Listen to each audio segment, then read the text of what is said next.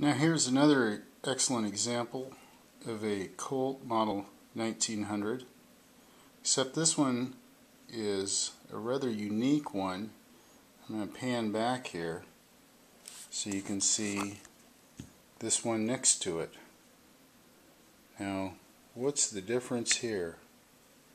Well, this one is a miniature, a fully functional miniature.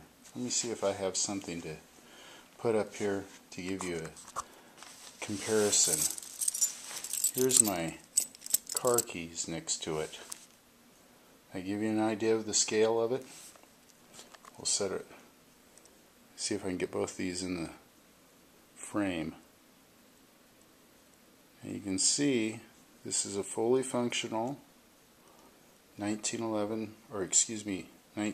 miniature. It even has a working sight safety on it.